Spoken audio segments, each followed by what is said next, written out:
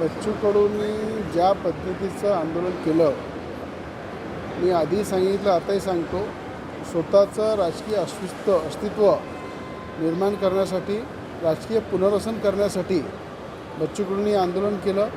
त्या ठिकाणी हिंसक वळण देऊन या ठिकाणी नागपूरमध्ये जो चक्काजाम केला, त्याच्यावर जे कोर्टाने ताशेरे उमटवले की अशा हिंसक आंदोलनाचा कोर्टाने सुद्धा निषेध केलेला आहे की शेतकऱ्यांसोबत कोर्ट आहे, शेतकऱ्यांसोबत मुख्यमंत्री आहे, सरकार आहे, पर कुठेतरी आपलं राजकीय पुनर्वसन झालं पाहिजे।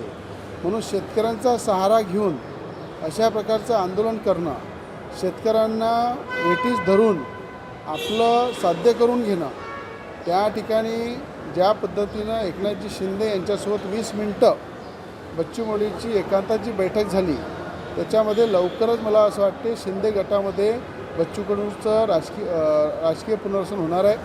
थोड्या दिवसामध्ये तुम्हाला दिसेल की ज्या पद्धतीनं बच्चू कडू गुवाहाटीला गेले, ज्या पद्धतीनं उद्धव ठाकरे CM असताना ते मंत्री होते, अनेक खाते त्यांच्याकडे होते, त्यावेळेस त्यांनी शेतकऱ्याचा मुद्दा उचलला नाही। ज्या ठिकाणी एकनाथ शिंदे मुख्यमंत्री झाले तेव्हा ते मंत्री होते, तेव्हानी शेतकऱ्याचा विषय कुठेही काढला नाही। पण आज अचानक पराभव झाल्यानंतर एका शेतकऱ्याच्या मुलांनी त्या ठिकाणी बच्चू कडूचा पराभव केलेला आहे।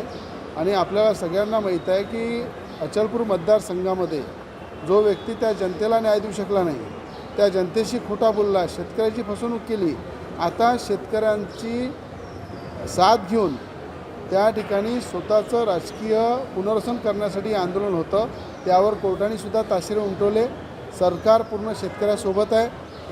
मुख्यमंत्र्यांनी वारंवार सांगितलं की शेतकऱ्यांची कर्जमाफी आम्ही करणार आहे, त्याच्यात कुठली शंका नाही आहे।